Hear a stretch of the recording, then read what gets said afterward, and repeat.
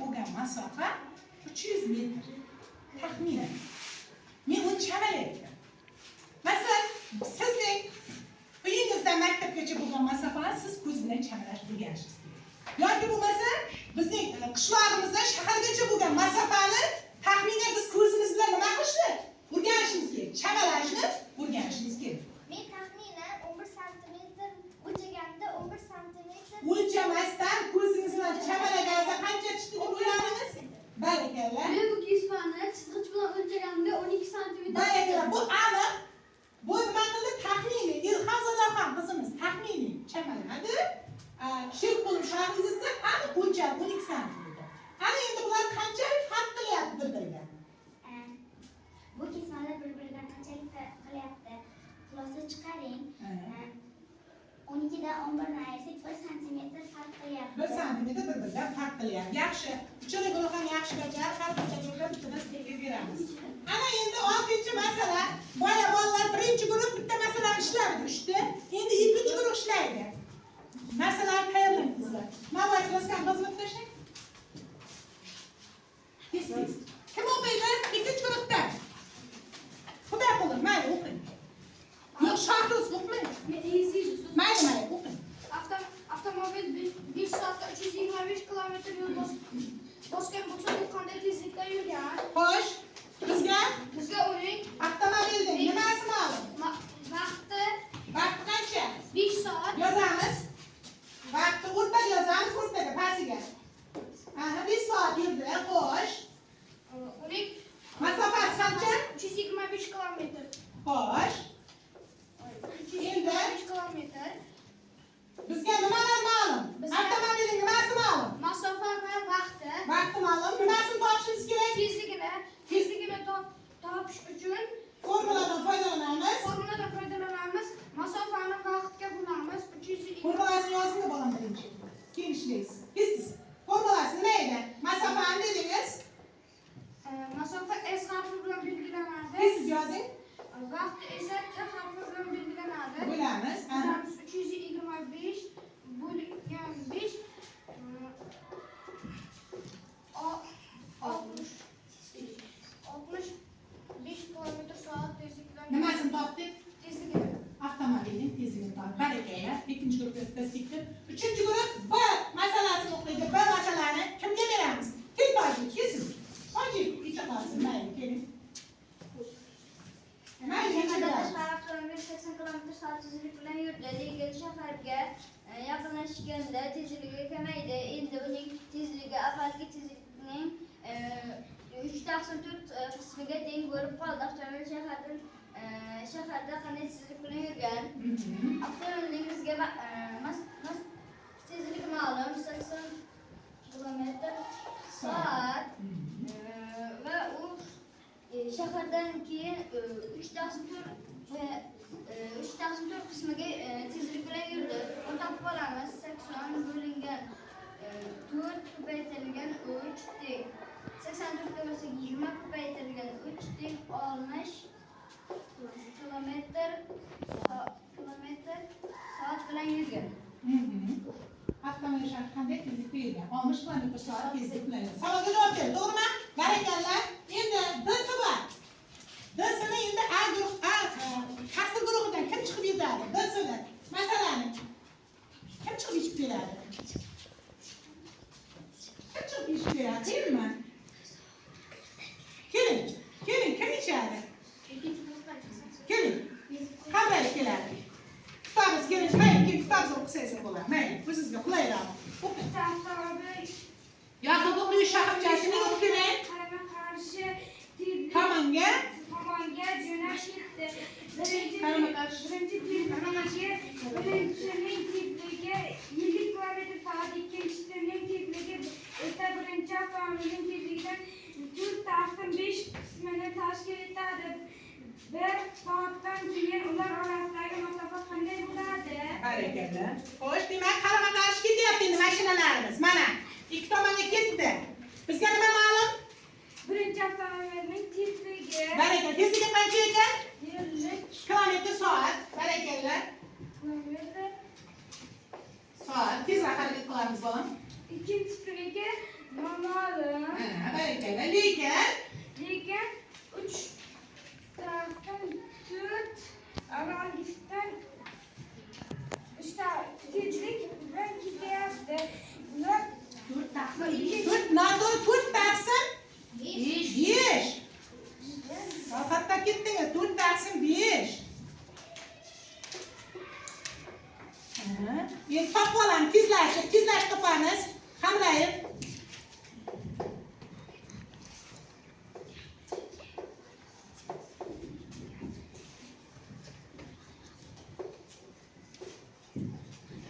Demak, ikkinchisi tezligi qancha chiqdi? 40 kilometre. Yozib qo'yamiz balanglar, tezroq. 40 km/soat bo'ldi. Aniqladik biz uni. Demak, buning tezligi 40 km/soat bo'ldi. Xo'sh. Endi ular bir soatdan keyin ular orasida masofa qancha bo'ladi? Topish uchun nima qilamiz? Ikkita tezligimiz. İşte tezlikde ayırıp kuşum ona. Ha, tezlashamiz. Ikkita tezligimizning jami qancha tezligini aniqlab olamiz bolalar. Jami qancha tezlikka ega bo'lganimizni aniqlab olamiz. Mana atrofga yopishtirma ustiga emas. Moz ko'rishga guruhlar. 90 kilometre saat bo'ladi. Endi bizga nima ma'lum? Vaqt. Vaqt 1 soat. Yana nima? Tezlik ma'lum. Nima topishimiz kerak? Masofani topishimiz kerak. Barakalla. Masofa qancha bo'ladi?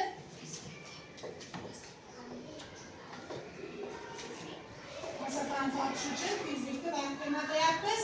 Ko'paytiryapmiz. Siz yuguramiz. Siz. Vaqtimiz kam qolyapti.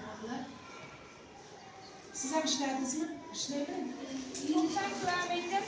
Orasida 90 kilometre Masofa bor ekan. Barakalla. Juda ham to'g'ri. Ular orasida masofa 90 kilometr bo'lar ekan. Ana endi ikkinchi masalaga qaraymiz bolalar. Ha? Nesi qolib ketdi? Yo'q e? Nechta Hech mayli, o'qing. Esini ishlang. avtomobil 360 kilometre yo'lni bosib o'tish kerak. Bu yo'lni 60 kilometre tezlikda bosib o'tsa, avtomobil bu tezlikda qancha vaqt yurgan?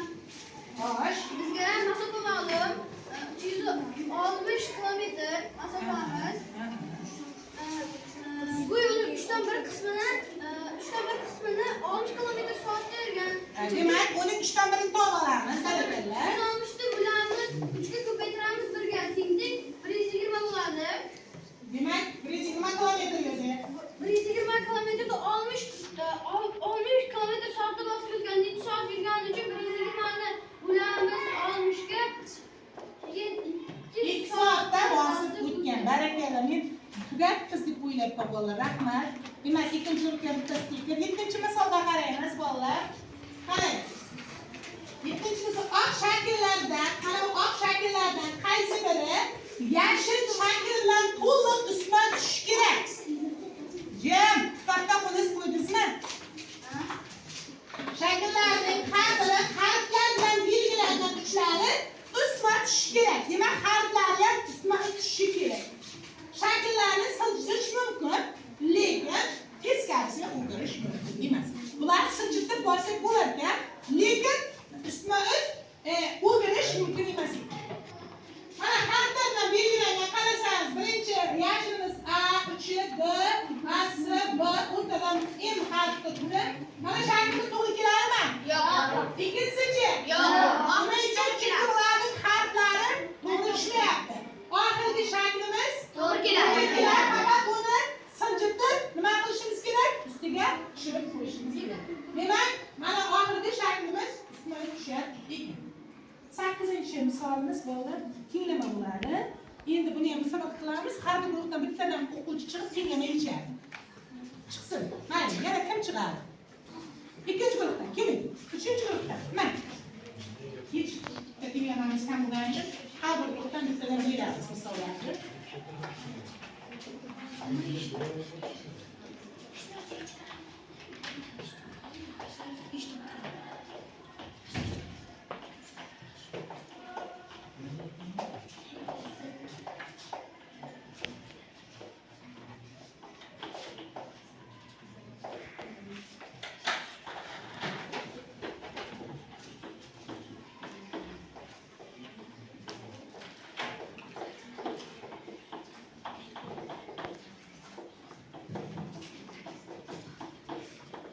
Geçin valla. Geçin. Kaysı okuş bu geçiyor. Kaysı okuş mağdur geçiyor. Bir şey var mısın?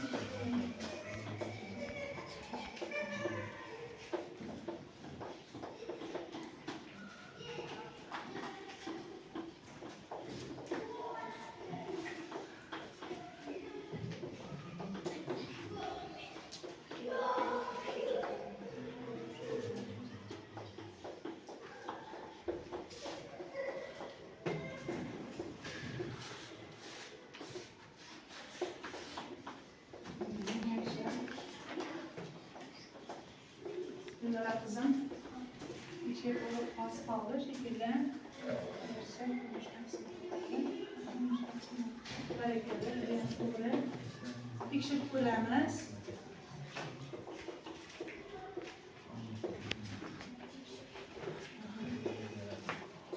Nima qildi? Mayli, turaversinmi? To'g'ri ichyapsan. Turaversin qizim. Buncha shart emas, mana oq chiqqan natijani ishlab keltirmaydi. Mana bu bo'lsa, mana 8 qoldi, mana oldi. Shuni aylantirdiga. 8 tasini ondan to'xtaysa to'g'ri. Bitta tasini oldi. Dilnora, juma nazarova bo'ldi, tekshirib ko'rdi. Bizga mana nima noma'lum? Qo'shiluvchi noma'lum. Demak, qo'shiluvchi topish uchun nima qilamiz? Yig'indidan ma'lum qo'shiluvchini ayiramiz. Barakalla, Dilnora qizimga bitta stiker. Qanday, to'g'rimi bolalar? To'g'ri. Sizlarga shunday chiqdimi? Barakalla, qanday katta stiker. Dilnora qizni ovqat olib keldi, shoshmay yetamiz. Kelib topamiz. Demak, qarang. Qanday aytdi? Nima noma'lum bizga? Ayriluvchi noma'lummi? Mana nimani aytib kelyapti? Kamay uchun noma'lum bo'lyapti. Kamay uchun topish uchun ayriluvchini ayirmani nima qildik? Qo'shdik. Barakalla. Oxirgi bir dona ishlayotguncha biz oxirgi 9-masalamiz qolyapti. 3-guruhdan bir kishi masala yechmay qoldi. Kesin bir kishi Abdulfayz kim bo'lib? Ana 9-masala. Avtomobil 10-12 kilometr yo'lni bosib, O'chirishdan bosgan o'chirga 648 kilometrni masofani qancha vaqtda bosib o'tadi? Bizga avtomobilning 1 minutda qancha masofani borishini topib olamiz. 12 kilometrni metrga aylantirib olamiz. 12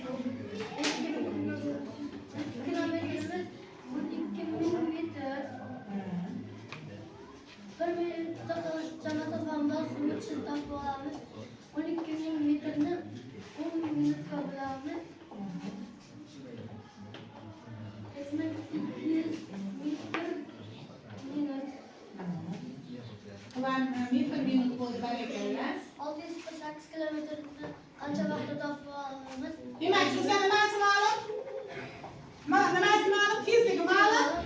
Masofasi ma'lum. Demak, biz endi avtomobil nimasini topishimiz kerak? Vaqtini topishimiz kerak, barakalla. Vaqtni topishning formulasi nima edi? Vaqtni topishning formulasi masofani tezlikka bo'lamiz. Barakalla, masofani tezlikka bo'lamiz. Kilometrga oldin metrga aylantirib olamiz. Chunki boshida biz kilometrni metrga aylantirganmiz. Bo'lamiz. Mana 500 minut bo'ldi. Endi shuni 40 minut demay, yana nimaga aylantirsak bo'ladi? Soatga barakalla, biz soatga olamiz. 9 soat bo'ladi. Barakalla, demak avtomobil 9 soatda aylangan. Vaqti bor.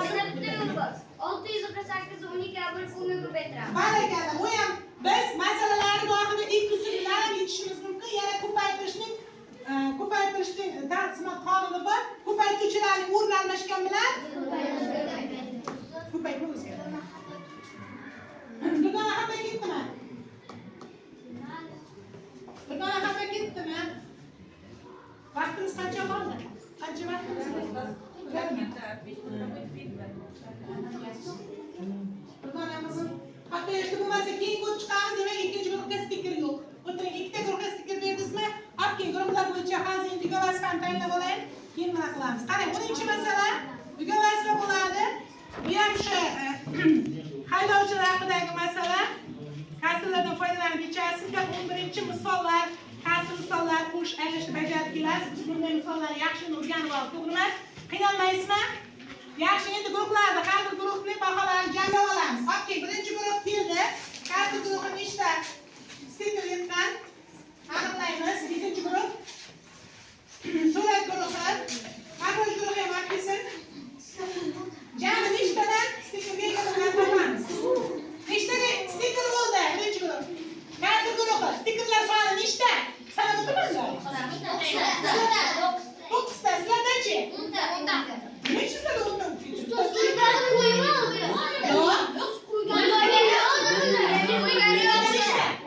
10ta?